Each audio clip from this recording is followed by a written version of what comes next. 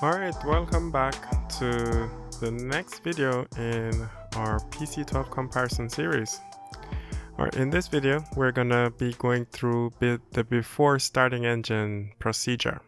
And as before, we're gonna compare it to between the Carenado PC12 and the SimWorks Studios PC12. We're just gonna do both procedures in both airplanes, and then we're gonna make the comparisons of how the model behaves in Microsoft Flight Simulator.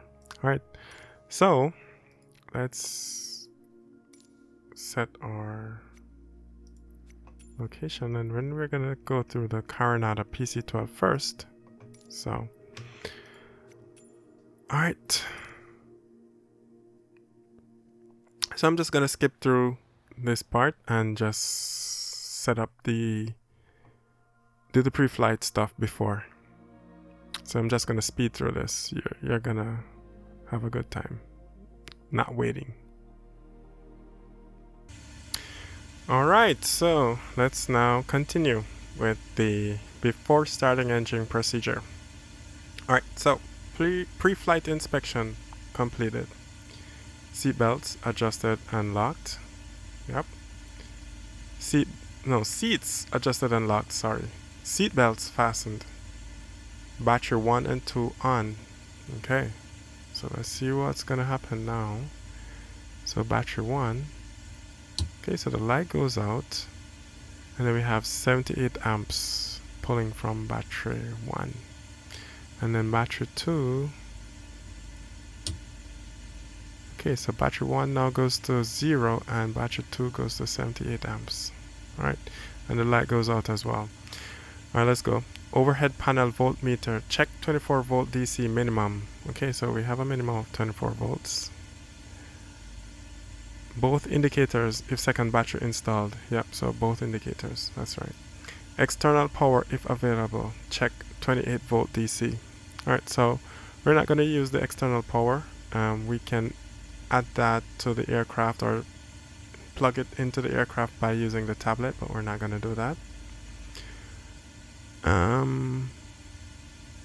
Okay, external power switch on. Overhead panel voltmeter, check 28 volt DC. Okay, so we're just going to continue down. Ooh.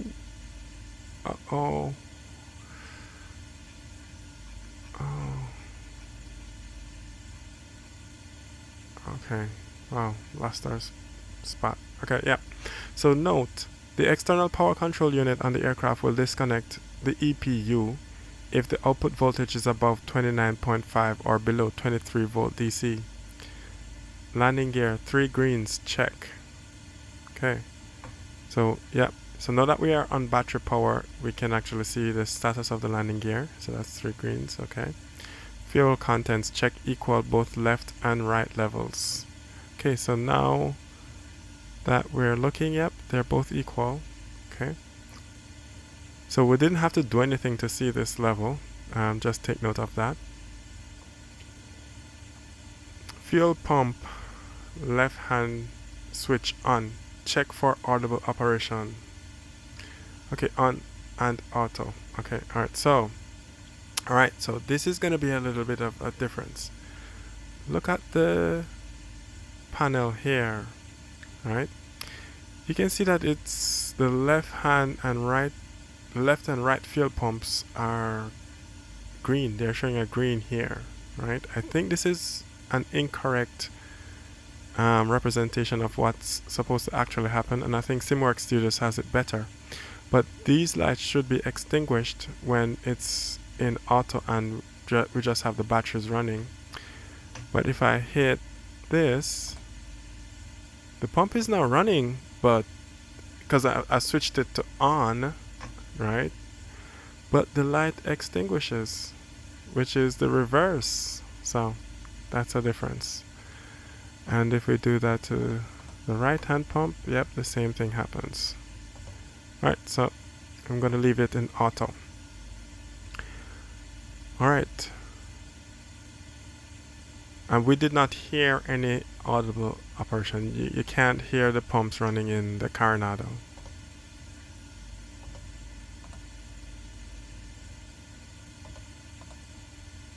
Yeah, nothing. You don't hear anything. Alright, oxygen lever on. Okay. Oxygen pressure gauge, check 1850. Alright, so let's scoot over a little bit, and so the pressure here is less than 15. It's about 1200. Okay. It's still in the green band. Alright. But it's not over 1850, so that's good. Passenger oxygen switch auto. Set switch to off if no passengers on board. Okay. So what we'll do is we'll switch this switch, but it doesn't work in the Carenado. Alright. Oxygen mask available for all occupants as required. Okay. So I think normally the mask would be somewhere here, but it's not here in this model. Okay. Alright, let's keep going. Pilot ventilation window closed and locked. So that's this window here in the corner. It's not, it's there, it's modeled, but the animation is not. External lights as required.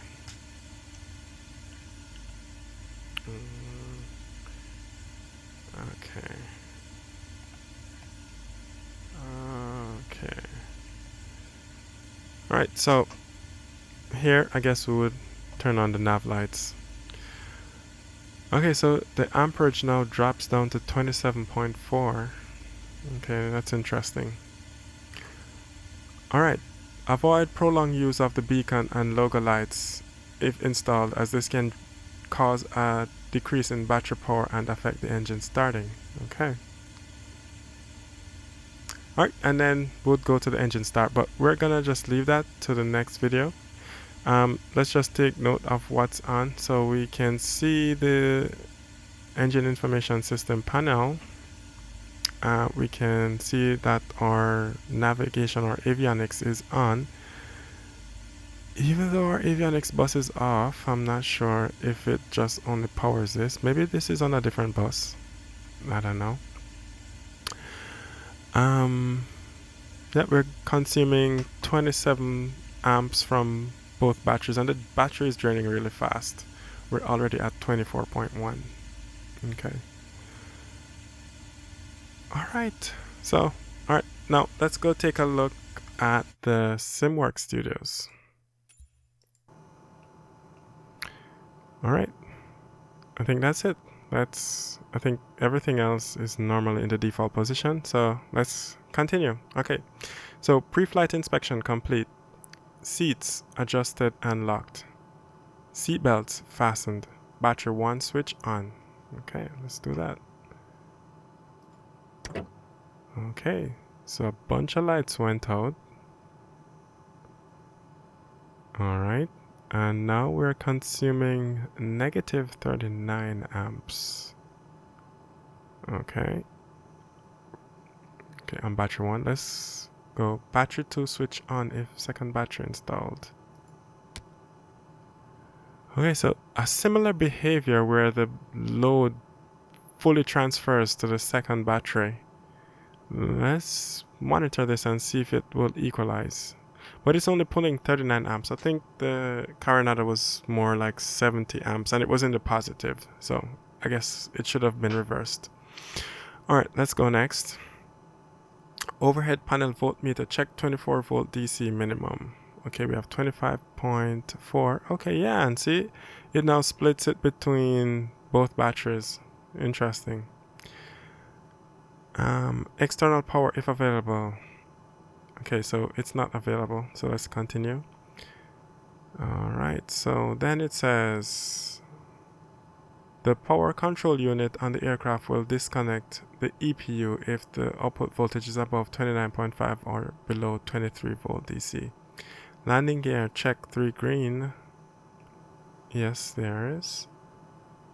Fuel contents, check equal left and right. Alright, so this is where there's a difference. So you don't see the fuel quantity initially. I'm not sure if that's a real thing. But for us to get that, we have to hit this reset button here. And it takes a few seconds, but it will appear. Okay, yeah. So I guess it does some kind of calibration to check the fuel level. Fuel pump left hand switch on. Alright, so now let's look at the fuel. So now you can see the lights are extinguished and the pumps are in auto.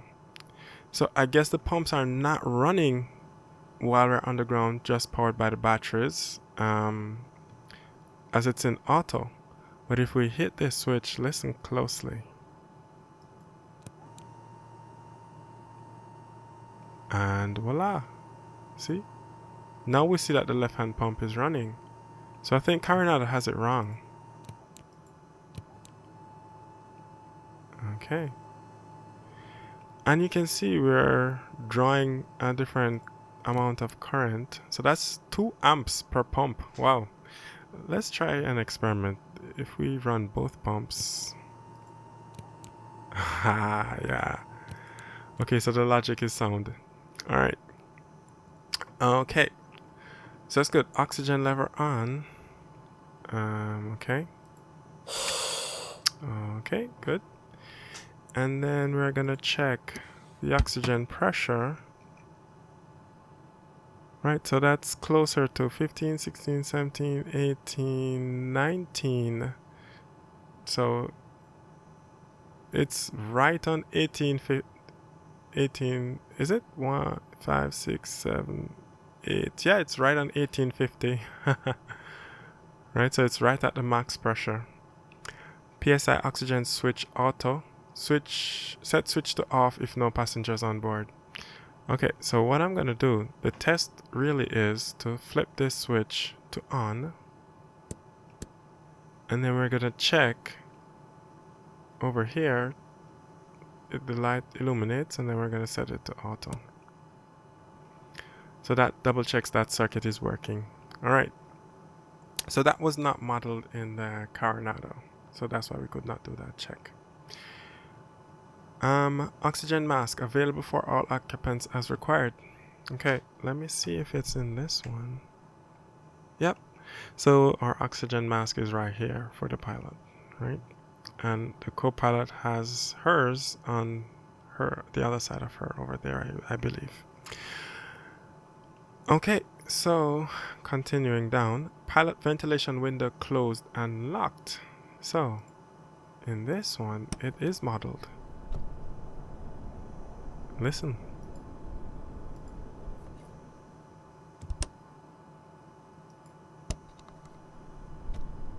You can hear the audio change, so that's pretty cool.